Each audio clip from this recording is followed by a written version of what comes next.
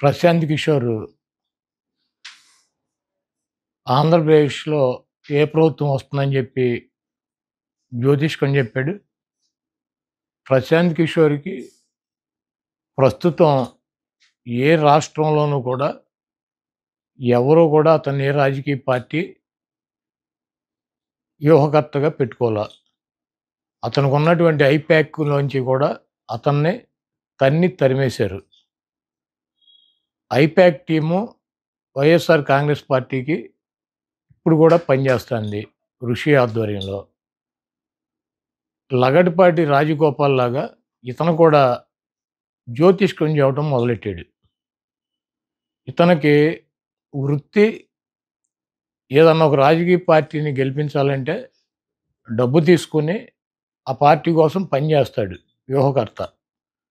ఇతను తీసేసిన తహసీల్దారు ఐపాక్‌లోంచి తరిమేస్తే అతనికి ఎటువంటి టీము లేకుండా బీహార్‌లో ఒక రాజకీయ పార్టీ పెట్టి పాదయాత్ర చేసి డిజాస్టర్ అయిపోయి డిస్పోజల్ అయిపోయాడు. ఎవడో కూడా పెట్టుకునేటువంటి పరిస్థితి లేదు. చంద్రబాబు లాంటి పనికిరాని వ్యక్తుల దగ్గర ప్యాకేజ్ తీసుకొని, డబ్బులు తీసుకొని అతను జ్యోతిష్కం చెబుతున్నాడు. అంటే పీకే చెప్తే ఈ రాష్ట్ర ప్రజలేమో 2, 3% ఓటు మారుతుందేమోనని చెప్పి చంద్రబాబు నాయుడు ఆశ. కేసీఆర్ మళ్ళీ అధికారంలోకి వస్తాడు. ప్రతిపక్ష పార్టీలకి సరైనటువంటి నాయకుడు లేడు. కాబట్టి కేసీఆరే మళ్ళీ అధికారంలోకి వస్తాడని చెప్పి ఇదే పీకే తెలంగాణ ఎన్నికల ముందు చెప్పాడు. రాజస్థాన్‌లో కాంగ్రెస్ పార్టీ డంపింగ్ మెజారిటీతో వస్తుంది. అక్కడ బీజేపీ ఎట్టి పరిస్థితిలో రాదని చెప్పి జాతకం చెప్పాడు. ఛత్తీస్‌గఢ్‌లో కాంగ్రెస్ ప్రభుత్వమే మళ్ళీ ఏర్పడుతుంది. బీజేపీకి 1% కూడా అవకాశం లేదని చెప్పి జాతకం చెప్పాడు. ఎప్పుడు ఇయన్నీ కూడా ఈ 3, 4 నెలల్లోనే చెప్పాడు.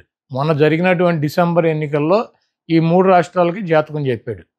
ఇప్పుడొచ్చి ఆంధ్రప్రదేశ్‌లో జగన్మోహన్ రెడ్డి గారు గెలిచే అవకాశం లేదు. తెలుగుదేశం పార్టీ గెలుస్తుందని చెప్పి జ్యోతిష్కం చెప్పాడు. ముందు జగన్మోహన్ రెడ్డి గారికి కంగ్రాచ్యులేషన్స్ చెబుతున్నాం. ఎందుకంటే ఇటువంటి పనికిరాని తీసేసిన తహసీల్దారులు లగడపాటి రాజగోపాల్ గారు, ఈ పీకే ఇటువంటి వాళ్ళు డబ్బులు తీసుకుని సర్వేలు చేయకుండా, ఎక్కడ కూడా పని చేయకుండా నోటికొచ్చినట్టు పిచ్చివాగుడు వాగి ప్రజల్ని ఏమన్నా 2%, 1% నోటలుగా ఆలోచించేవాడి ఓటు ఏమన్నా చంద్రబాబుకి ఏయించాలని చెప్పి విశ్వ ప్రయత్నాలు చేస్తున్నారు. ఇటువంటి పనికిరానటువంటి వ్యక్తులు చెప్పేటువంటి మాటలను ఈ రాష్ట్ర ప్రజలు పట్టించుకోరు.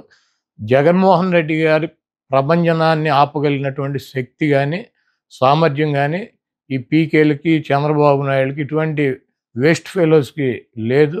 జగన్మోహన్ రెడ్డి గారు ఈ రాష్ట్రంలో గతంలో వచ్చినటువంటి 151 సీట్ల కన్నా పెచ్చు సీట్లతో అధికారంలోకి రాకపోతున్నారు.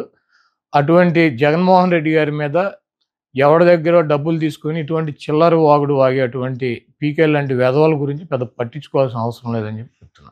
మా రాజకీయ పార్టీకి మాకు ఒక వ్యూహం ఉంటుంది. సిద్ధం అని చెప్పి సభలు పెట్టి ఈ రాష్ట్రంలో ఉన్నటువంటి 175 నియోజకవర్గాల్లో ఉన్నటువంటి కార్యకర్తలను కానీ, వైఎస్ఆర్ సానుభూతి పరులను కానీ, మా పార్టీ అధికారంలోకి రావాలని చెప్పి నిరంతరం పనిచేసేటువంటి నాయకుల్ని, కార్యకర్తలని, సానుభూతి పరులని ఒక చోటకి చేర్చి జగన్మోహన్ రెడ్డి గారు ఎన్నికలకి సిద్ధం అని చెప్పి సిద్ధం సభలు నిర్వహిస్తున్నారు. భీమిలిలో మా సభ అయింది. దెందులూరులో మా సభ అయింది. రాప్తాడులో మా సభ కంప్లీట్ చేసాం. ఇప్పుడు ఒంగోలు జిల్లాలో 4వ సభ పెడుతున్నాం. అది 10వ తారీఖున అని చెప్పి అనౌన్స్ చేశారు. మా పార్టీకి ఒక వ్యూహం ఉంటుంది. మొత్తం అందరినీ కూడా 175 నియోజకవర్గాల్లో గెలిపే లక్ష్యంగా వైనాట్ 175 అని చెప్పి సిద్ధం అని చెప్పి మేము సిద్ధంగా ఉన్నామని చెప్పి అన్ని రకాలుగాను మేము ముందుకెళ్తున్నాం. ఎన్నికల నోటిఫికేషన్ వచ్చినాక రాకముందు మేనిఫెస్టో కూడా రిలీజ్ చేస్తారు. ఎందుకు అంత కంగారు? తప్పకుండా జగన్మోహన్ రెడ్డి గారు ఒక మాట చెప్తే ఆ మాటకు కట్టుబడి ఉంటాడు. ఆయనకి విశ్వసనీయత ఉంది. ఆయన చెప్పినటువంటి మాట నిలబెట్టుకుంటాడు అన్నటువంటి నమ్మకం ఉంది ప్రజలకి. అదేవిధంగా మాకు 175 నియోజకవర్గాల్లో అభ్యర్థులు ఉన్నారు. మా పార్టీ క్యాడర్ ఉంది. మాకు ఐపాక్ టీం ఉంది. మాకు పబ్లిసిటీ చేసుకోవటాకో లేకపోతే గడప గడపకి జగన్మోహన్ రెడ్డి గారి మేనిఫెస్టోని జారీ చేయడానికి 24 గంటల సమయం మాకు చాలు. కాబట్టి మేనిఫెస్టో జగన్మోహన్ రెడ్డి గారు రిలీజ్ చేస్తారు. వెయిట్ చేయండి. ఈ రాష్ట్రంలో 4 లక్షల కోట్ల రూపాయలు అప్పులున్నాయి. దాంట్లో 2,50,000 కోట్ల రూపాయలు చంద్రబాబు నాయుడు చేశాడు. 4,00,000 రూపాయల్లో 2,50,000 కోట్ల రూపాయలు జగన్మోహన్ రెడ్డి గారు చేసినటువంటి అప్పులు. ప్రభుత్వ ఆస్తులు తాకట్టు పెట్టకుండా బ్యాంకులోళ్ళు లోన్ ఇస్తారా? ప్రభుత్వ ఆస్తి తాకట్టు పెట్టకుండా బ్యాంకులోడు లోన్ ఇస్తాడా? పలానాది తాకట్టు పెట్టాలి, పలానాది తాకట్టు పెట్టకూడదు, పలానాది మార్ట్‌గేజ్ చేయాలి, పలానా షూరిటీ చేయాలని ఏమన్నా డాక్టర్ బిఆర్ అంబేద్కర్ గారు రాజ్యాంగంలో రాశారా? సెక్రటేరియట్ ఏంటి చంద్రబాబు గారిదా? ప్రభుత్వానిది. ప్రభుత్వం డబ్బులు కావాల్సి వచ్చినప్పుడు, ప్రజలకు అవసరమైనప్పుడు, బ్యాంకుల్లో డబ్బులు కావాల్సి వచ్చినప్పుడు మార్ట్‌గేజ్ చేస్తారు, తాకట్టు పెడతారు, మళ్ళీ డబ్బులు కడతారు, రిలీజ్ చేసుకుంటారు. సెక్రటేరియట్ ఏమన్నా ఈడు బాబు గారి సొత్తా? చంద్రబాబు గారి బాబు గారి సొత్తా?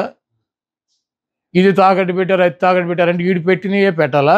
కానీ చంద్రబాబు నాయుడు పెట్టినటువంటి ఆస్తులు తాకట్టు పెట్టాలి. ఏమైనా రూల్ ఉందా? రాజ్యాంగంలో రాసి ఉందా? పలానా ఆస్తి పెట్టాలి, పలానా ఆస్తి పెట్టకూడదు. అది ప్రభుత్వ ఇష్టం.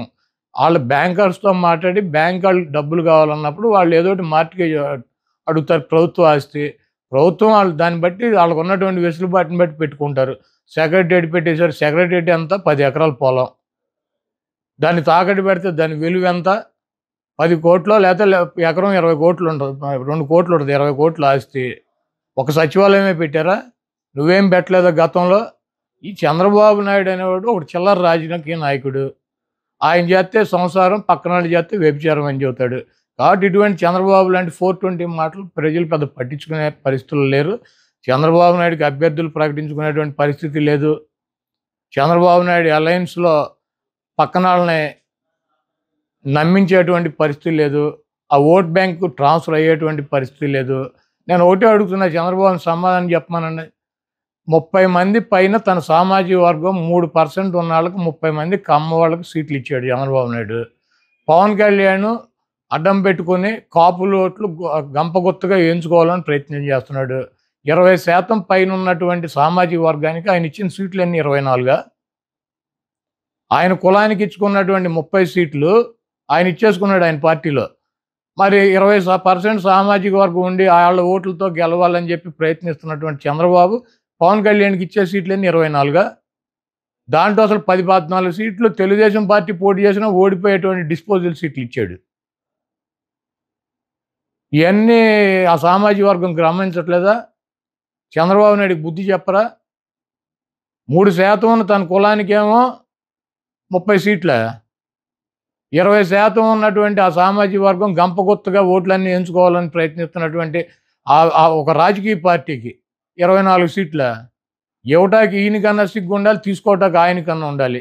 వీళ్ళిద్దరికీ లేనప్పుడు ఓటేయటానికి సిద్ధంగా ఉంటారా? ఈ ఓటు ట్రాన్స్‌ఫర్ అవుద్దా? ఆ ఓటు ట్రాన్స్‌ఫర్ అవుద్దా? మేమిద్దరం కలిసాము, మీ ఇద్దరు కలిస్తే జనసేన పెట్టింది రాజ్యాధికారం కోసం అని చెప్పాడు పవన్ కళ్యాణ్ గారు.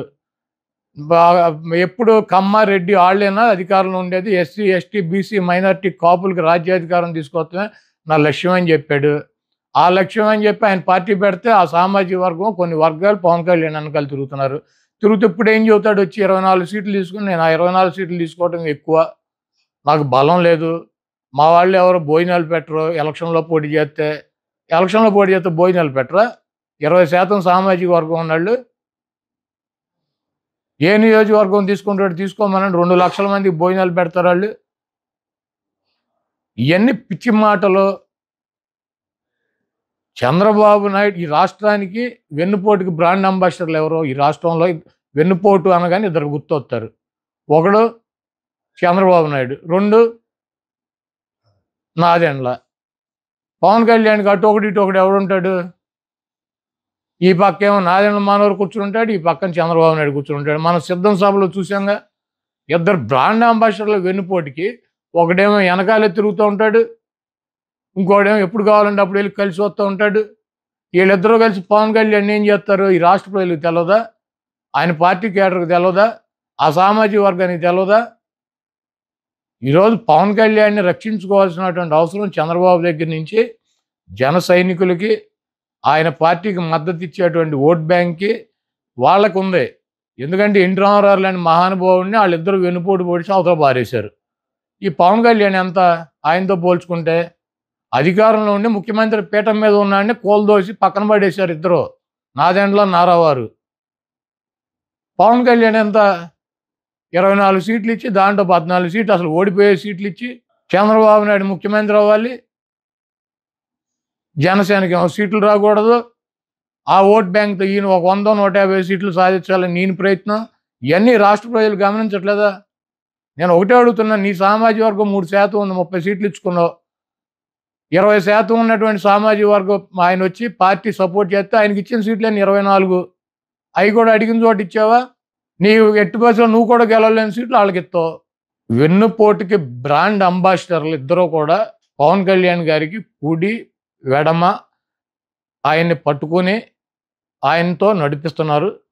ఇది పూర్తిగా సీటుల్లో వెన్నుపోటు. రేపు ఎన్నికల్లో పవన్ కళ్యాణ్ గారిని ఏదో మేము జగన్మోహన్ రెడ్డి గారు ఓడిస్తాకి ప్రయత్నం చేస్తున్నాడని ఎల్లో మీడియా వేస్తుంది. భీమవరంలో ఓడిస్తాకి, అక్కడక్కడ పిఠాపురంలో ఓడిస్తాకి మేమెట్టా ఓడిస్తాం? ఇప్పుడు భీమవరంలో 54,000 ఓట్లు టీడీపీకి వచ్చినాయి, 60,000 ఓట్లు పవన్ కళ్యాణ్ గారికి వచ్చినాయి, 70,000 మాకు వచ్చినాయి, మా 70 మాకు ఉంటాయి. ఆ 60ని 54 కలిస్తే మేమెట్ట ఓడిస్తాం? పక్కగా పవన్ కళ్యాణ్ ఓడించే తెలుగుదేశం పార్టీ. పక్కలో బళ్ళెం ఎందుకు, షేర్ అడుగుతారు, వీళ్ళతో న్యూసెన్స్ అని చెప్పి చంద్రబాబు నాయుడికి తెలదా? తెలుగుదేశం పార్టీ కేటర్కి తెలదా? తెలుగుదేశం పార్టీ వాళ్ళు ఓటేస్తారు పవన్ కళ్యాణ్ గారికి. పక్కా రాసి పెట్టుకోండి, పవన్ కళ్యాణ్ని ఓడించేది వైఎస్ఆర్సీపీ కాదు, తెలుగుదేశం పార్టీ శ్రేణులు, చంద్రబాబు నాయుడు, లోకేష్ ఆధ్వర్యంలో పవన్ కళ్యాణ్ని వాళ్ళే ఓడిస్తారు. వాళ్ళే అక్కడ వైసీపీకి ఓటు వేస్తారు.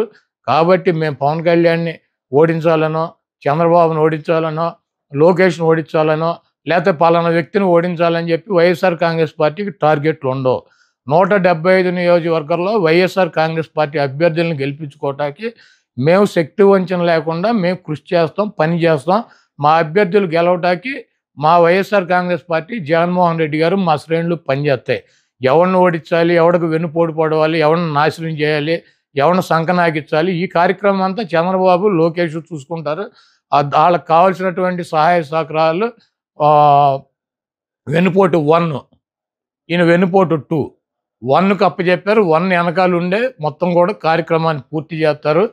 డెఫినెట్గా జనసేన అభిమానులకు కానీ, పవన్ కళ్యాణ్ గారికి కానీ ఒకటే చెప్తున్నా, పూర్తిగా పవన్ కళ్యాణ్కి స్క్రిప్టులు రాసి జగన్మోహన్ రెడ్డి గారిని ఏమి బూతులు తిట్టాలి, వైఎస్ఆర్ కాంగ్రెస్ పార్టీని ఏం బూతులు తిట్టాలి, ఇవన్నీ కూడా స్క్రిప్టులు రాసి ఇస్తున్నారు.